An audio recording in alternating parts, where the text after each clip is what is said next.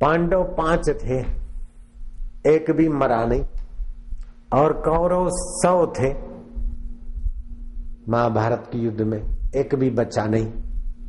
बोलो ये की है, इसके पीछे की काम कर दे, की चमत्कार है, की शक्ति है, की होया। वो 5 में से एक बंदा गया नहीं, और वो 100 में से एक बंदा रहा नहीं।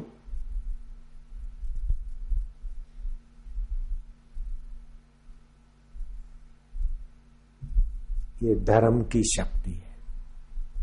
यतो धर्म ततो जय, यतो धर्म ततो अभ्युदय।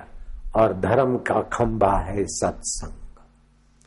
धर्म रूपी महल को चमचमाता रखने वाला है सत्संग।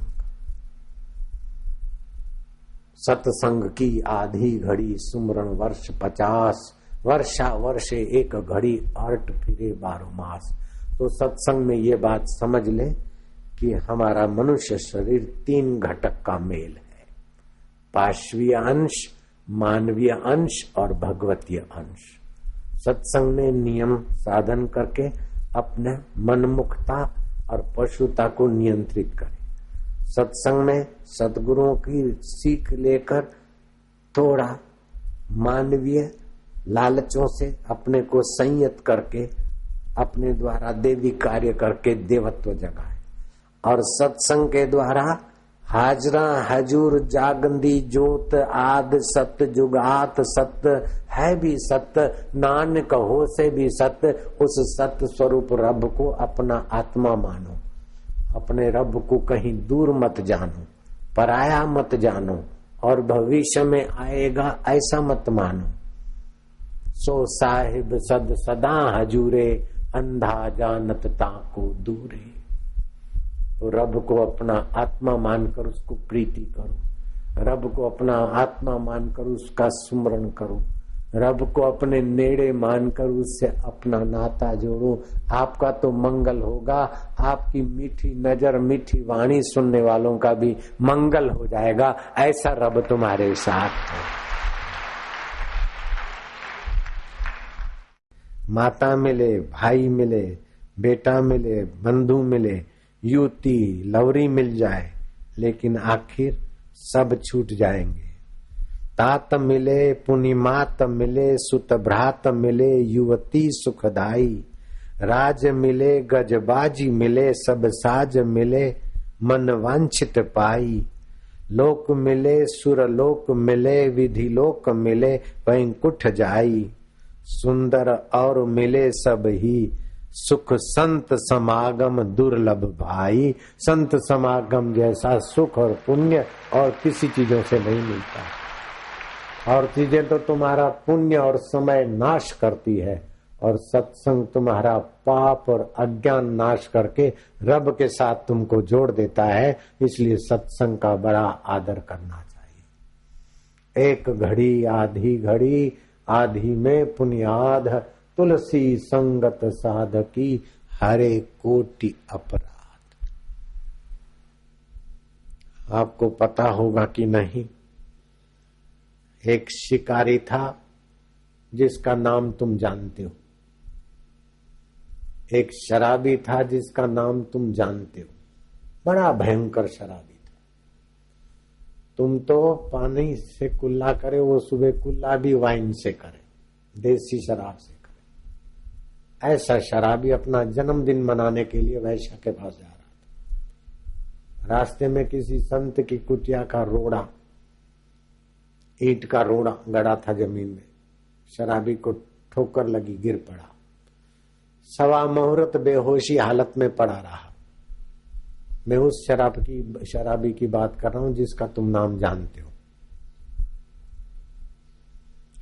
सवा मुहूर्त पड़ा रहा। वहां संत महापुरुष की कुटिया थी, संत की चरण रज और सत्संग के वाइब्रेशन थे वातावरण में।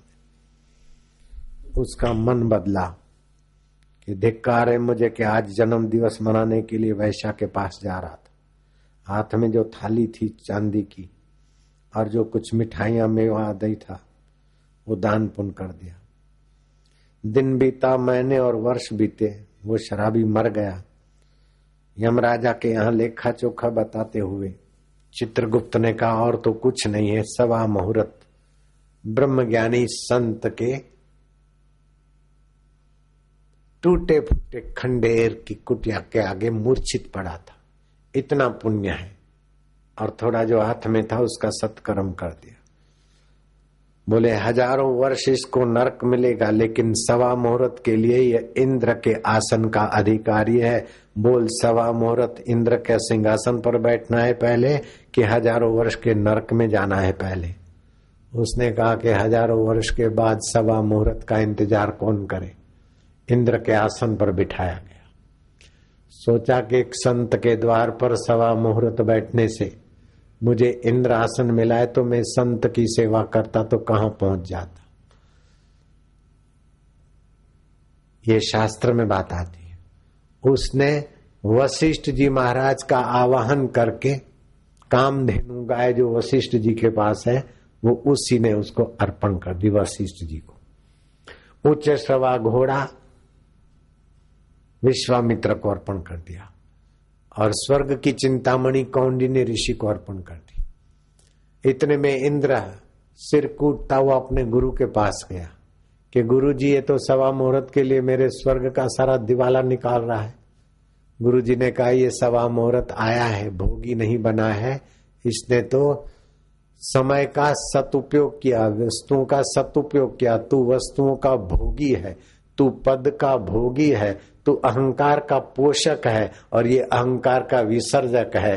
तू वस्तुओं का भोगी है, तू तो गिराया जाएगा, लेकिन ये वस्तुओं का उपयोग करता है। इसका अब नरक के योनियों से निस्तार हो जाएगा। इतने में चित्रगुप्त भागते हुए आए कि अब तुम्हें नरक नहीं होगा, तुम विरोचन के पुत्र राजा बलि बनोगे। वही शराबी राजा बलि बना, और बलि के जीवन में भी वह याद बनी रही कि संतों का संग और सत्कर्म। आज भी कोई अच्छा सेवा करता है, बोले इसने देश के लिए बलिदान कर दिया, बलि का नाम आता है। वो भूतपूर्व शराबी बलि का नाम अभी भी मौजूद है। इस पत्नी ने अपने पति के लिए ऐश आराम लाली लिपस्टिक का बलिदान कर दिया। लाली लिपस्टिक वैसे ही सत्यानाश करती है। बिल्ली और बंदरों की चर्बी पड़ती है उसमें, क्रीम में अच्छी। पशुओं का खून और आहें पड़ते हैं लाली में अच्छी। क्या पति के लिए कुर्बान किया, अपने स्वास्थ्य के लिए लाली लिपस्टिक को कुर्बान कर दे। मीरा ने कौन सी लाली लगाई थी, शबरी ने कौन सी लाली लगाई थी, नानक जी ने कौन सी लाली लगाई थी। लाली मेरे लाल की जित देखूं तो लाल, लाली देखन मैं गई मैं भी हो गई खुशहाल। अपने रब दी लाली जगाओ, वो आनंद स्वरूप मेरा आत्मा है। धन जो बन का करे गुमान, सो मूर्ख मंद अज्ञान। मेरे पास कई प्रधानमंत्री आए, नरसिंह राव आ नहीं पाए तो उनका बेटा आया, और फिर फोन से उन्होंने मेरे से बात की। मैं क्या, बात बहुत आगे बढ़ गई, अब हम क्या। तो हमने देखा प्रधानमंत्री पद मिलने के बाद भी आदमी पूरा निश्चिंत नहीं होता, निर्दुख नहीं होता। लेकिन ब्रह्मज्ञानी गुरुओं का प्रसाद मिले तो दुख टिकता नहीं और सुख मिटता नहीं। भृगु ऋषि ब्रह्मज्ञानी संत थे, उनका सेवक था शुक्र। गुरुजी ने मंत्र दिया, और जहां तिलक करते वहां गुरु मंत्र जप करो। थोड़े ही दिन में तीसरा नेत्र विकसित हो गया। शुक्र ने देखा कि विश्वाची अप्सरा स्वर्ग से यहां विचरण करने आ रही। विश्वाची तो चली गई, लेकिन शुक्र के मन को चुरा कर ले गई। अब शुक्र ध्यान भजन करता है तो बार बार विश्वाची याद आती। नैन का चैन चुरा कर ले गई, कर गई ध्यान हराम हो। चंद्रमुखी था मुखड़ा उसका।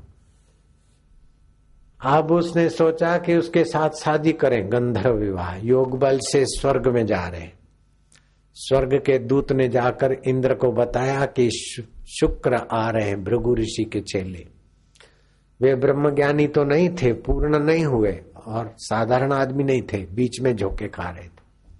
विश्वाची के सौंदर्य पर कुर्बान होने के लिए जैसे दिया जलता और पतंगिए कुर्बान हो जाते, भविष्य में क्या होगा नहीं जानते, ऐसे ही लवर लवरियों का हाल है।